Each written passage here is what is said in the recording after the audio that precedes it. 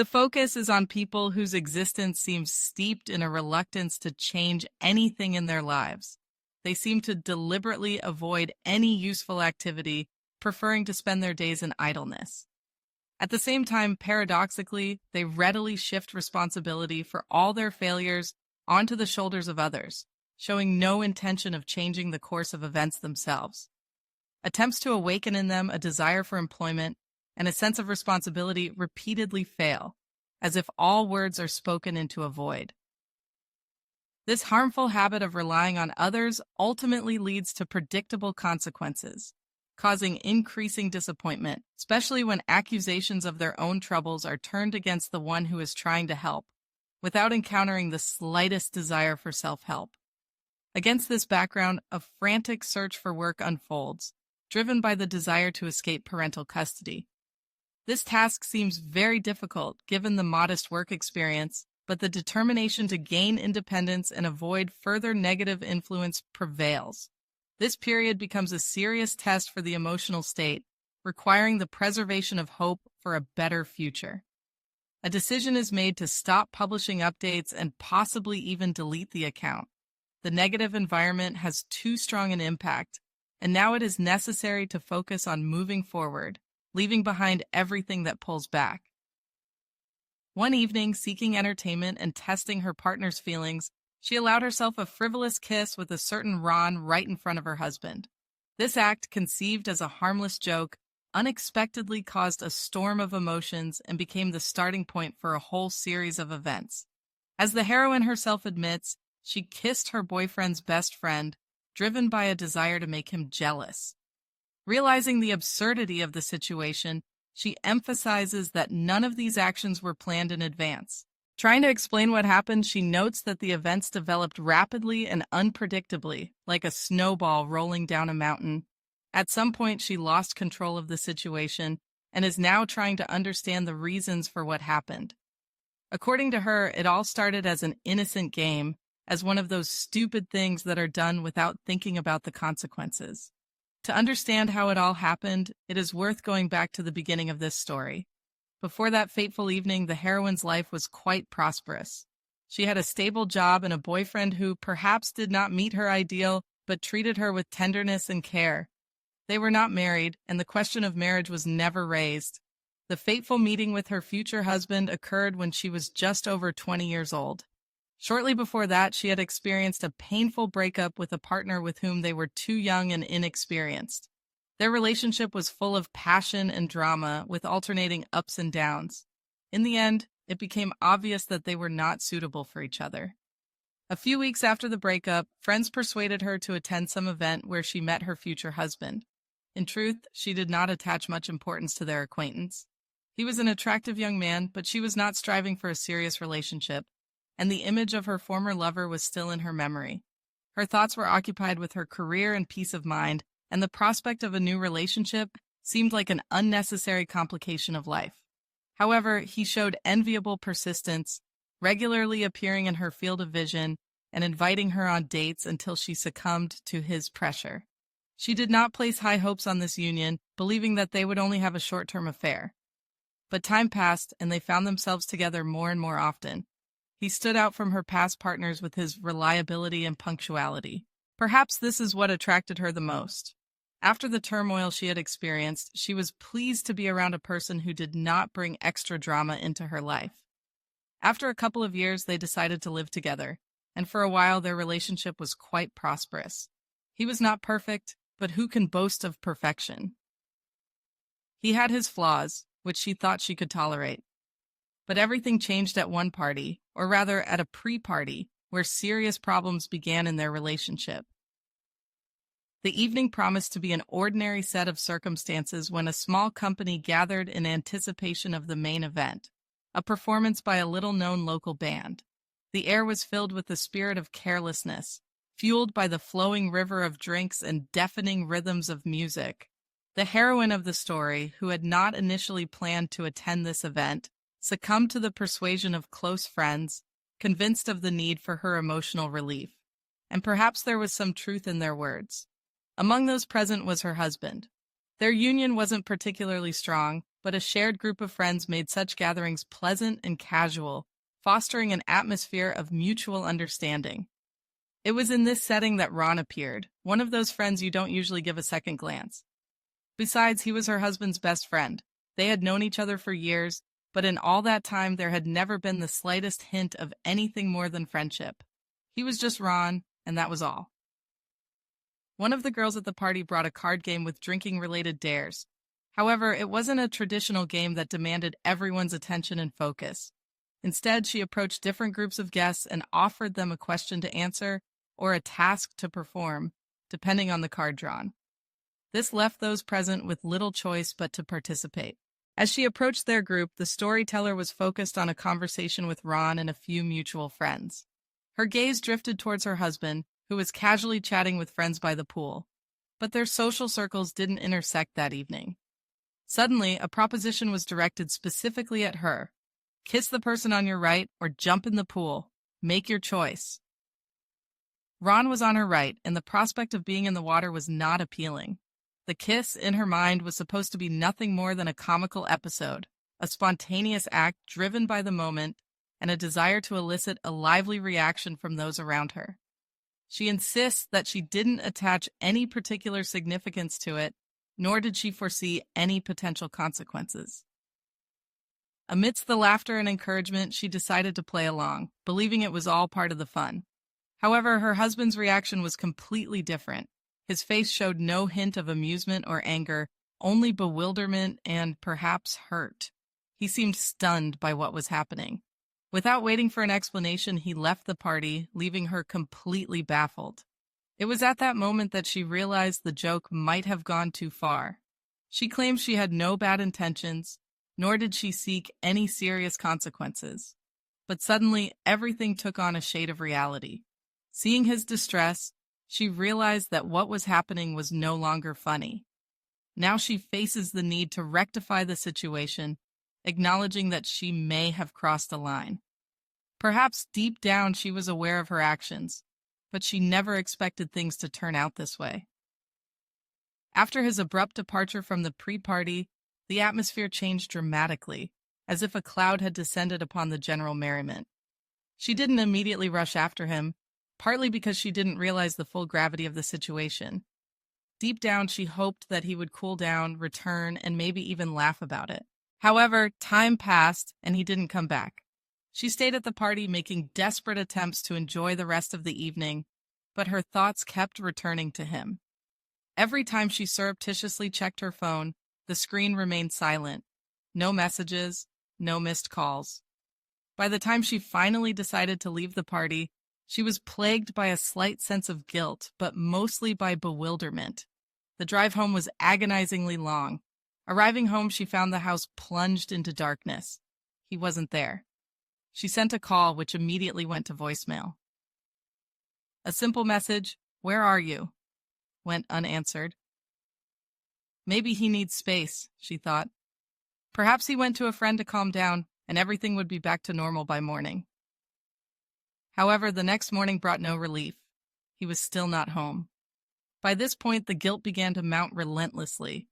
The casual kiss with Ron in front of him, like some innocent joke, now seemed like an unforgivable mistake. She hadn't imagined that it could cause him such pain, and she probably never considered his feelings at that moment. Trying to put herself in his shoes led to discouraging conclusions. Yes, she would be furious. But even realizing this didn't answer the main question. Was what happened really grounds for a final breakup? The protagonist of this story spent long hours in fruitless thought, trying to find a way out of the situation. She was tormented by conflicting thoughts. Should she try to contact him again, or would it be better to be patient and wait? The fact that he hadn't blocked her number gave her faint hope. She naively believed that he would take the initiative himself as soon as he was ready to talk. However, days passed, and there was still no cherished message. Every notification sound on her phone gave her a surge of hope, but each time it turned out not to be him. By the end of the week, her anxiety had reached its peak. She tried not to panic, but deep down she feared, what if he doesn't come back? What if that ill-fated kiss caused an irreparable rift? Eventually, unable to bear the uncertainty, She turned to Steve, one of his best friends, to ask about his whereabouts. Steve's response was terse. He's fine. He just needs some space. No details, no explanations. This answer did not bring relief, but only aggravated her condition. Steve's involvement testified to the seriousness of her husband's intentions, which made her even more worried. Several agonizing days dragged on in oppressive silence, and the woman's patience ran out. She turned to Steve again, begging him to convince her husband to break the painful silence. She needed to know what was happening in his soul. Was he ready to work on the relationship, or had their union come to an end? Ignorance tormented her, giving her no peace, because she did not know if their marriage had a chance of salvation. Steve, in the end, yielded to her pleas and agreed to talk to her husband. After a painfully long wait, she received a short message. "We need to talk." Her heart grew cold with foreboding. She didn't know what to expect, but she felt in her gut that nothing good would come of it. The meeting took place in a small cafe. As soon as she saw him, she immediately realized that the person in front of her was different. He looked exhausted, as if insomnia had become his constant companion since that fateful night. But there was something else in him, something detached and cold. This was not the cheerful man who always knew how to diffuse the situation with a joke, even in the most tense moments. They sat down at a table, and the woman felt confused, not knowing how to start the conversation. She wanted to apologize, to explain that it was just a stupid, thoughtless joke, that she didn't want to hurt him. But before she could say a word, he interrupted her. "I don't understand," he said in an even, impassive voice, "why you did it right in front of me." She felt completely lost, not knowing what to say in response. All the words she had carefully prepared in her mind shattered into fragments. She made a desperate attempt to explain that what happened was nothing more than a frivolous episode, a fleeting foolishness, without any basis, but the words sounded pathetic and unconvincing. He didn't believe a single word. "You're trying to convince me that it was just a joke," he continued with bitterness in his voice, "but it doesn't look like a joke at all. You kissed him as if I wasn't even here. Do you have any idea how I felt at that moment?" She couldn't look up, feeling a burning shame, like a child caught doing something reprehensible, realizing its wrongness, but finding no justification for her actions. She wanted to say words that could fix everything, restore the former harmony, but she understood that no apologies could undo what had been done. After a painful pause, he said, as if tearing the words from his very soul, "I just need to know, is there something between you and Ron? Has there been something between you before?" She shook her head in denial, trying to convince him of her sincerity. "No, of course not. It was just an idiotic joke, a thoughtless act. I would never cheat on you." He was silent, staring into the coffee cup, as if trying to figure out whether to believe her. She saw the doubt that had settled on his face, and it caused her unbearable pain. The trust they had built for years collapsed in an instant, like a house of cards because of one careless, impulsive act. "I don't know if I can get over this," he finally said in a quiet, broken voice. "It's not just about the kiss itself. It's that you didn't even think about my feelings, as if I mean nothing to you." These words struck her more than any reproaches or accusations, because the truth was that he meant everything to her. He was the most important person in her life, but she had caused him so much pain that he doubted her feelings, and she didn't know if there was a way to fix everything and restore the lost trust. After a brief conversation, it became clear that a quick return to the previous relationship was unlikely. He expressed a need for additional time and personal space to reflect on his desires. It was unclear whether this signaled a possible reunion or marked the end of their relationship. The fear of the unknown paralyzed her, preventing her from asking a direct question. Several weeks passed after that meeting in the cafe.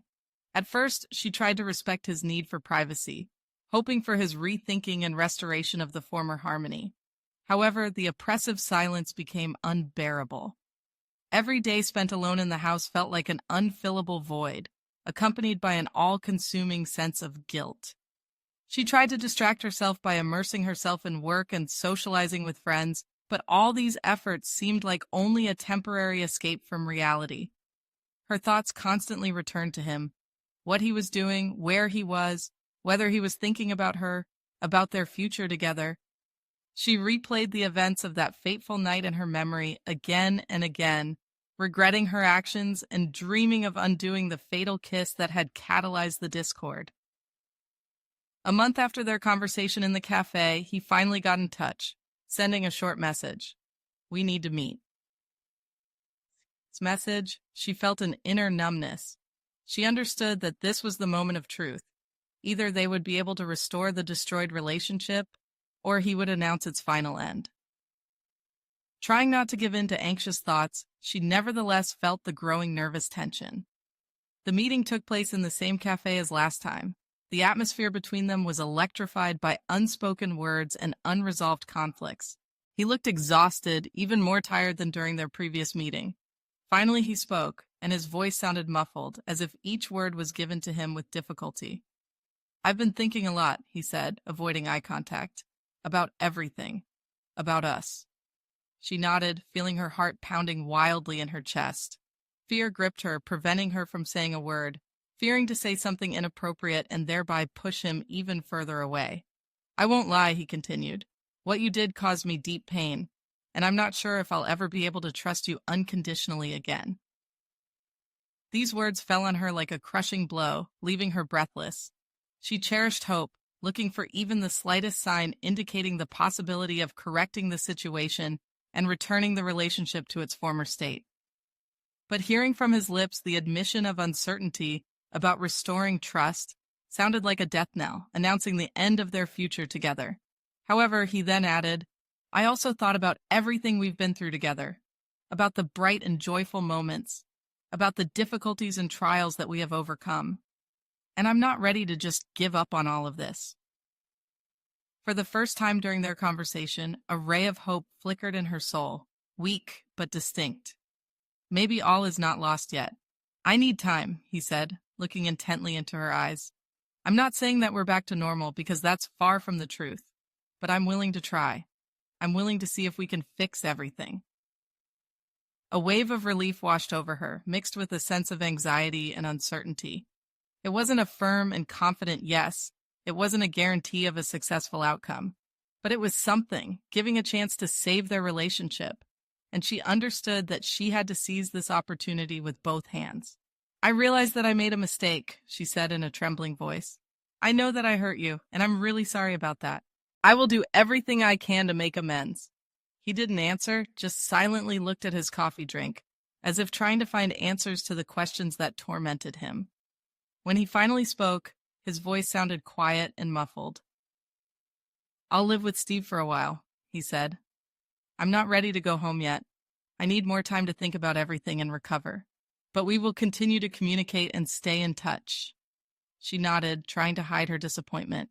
In her heart, she cherished the hope that he would return to their shared home, dreamed of the return of those happy days when harmony and understanding reigned between them. However, she realized that an instant transformation would not happen. In the following weeks, they kept in touch, exchanging messages, calling each other, and even meeting from time to time. Each meeting instilled a timid hope for progress, but moving forward was slow and painful. He still kept his distance, was cautious, and she couldn't blame him. She understood that she had inflicted a serious wound on their relationship, and simple apologies could not fix everything. One evening, a couple of months after that second meeting in the cafe, he came to pick up his things. After packing his bag, he sat down next to her in the living room. An awkward silence hung in the air. Neither of them dared to start a conversation. Finally, he broke the silence, saying in a quiet voice, "I miss this place. I miss how we lived here together. I miss us." Tears welled up in her eyes, but she held them back, replying, "I miss you too very much." He looked down at his hands, then looked at her again and said, "I want to try. I'm not sure if I'll ever be able to completely forget what happened, but I'm willing to give us another chance for the sake of our future together." The reunion, which she so craved, was not a triumphal act of reconciliation, but exceeded her wildest expectations. Hesitation flickered in his gaze, but a ray of hope pierced through the veil of doubt, and that was enough to ignite a spark in her heart. Soon after, an invitation to a date followed, set to take place at one of the city's restaurants. Joy filled her until, upon crossing the threshold of the establishment, she unwittingly witnessed a passionate kiss between her husband and a stranger. Tears immediately welled up in her eyes, and in confusion, she ran out of the restaurant. Barely reaching her car, she received a message from her husband containing only one cynical question. Nice, isn't it? Was this a carefully planned revenge for a fleeting kiss? The realization of what had happened crashed down on her like an avalanche. It became clear that trust, like fragile glass once broken, cannot be instantly restored. That fateful moment when she undermined her husband's trust became the starting point for an inexorable downfall. And now, no matter how strong his love may be, it is not enough to overcome the chasm of mistrust. Hello, everyone. She didn't expect to return so soon with a new chapter of this story, but a lot has happened since her last entry. The story of the relationship between the two spouses is fraught with difficulties and contradictions. After a period of separation caused by her husband's move, their relationship experienced a brief lull, but the former harmony never returned. Several meetings over coffee were dedicated to attempts to settle divorce issues without involving costly lawyers, which would save both parties money. Both spouses felt the weight of past events clouding their present. Any minor quarrel inevitably brought them back to the fateful kiss, even if it was not mentioned aloud. An unspoken tension hung in the air, impossible to shake off, like a premonition of an impending storm.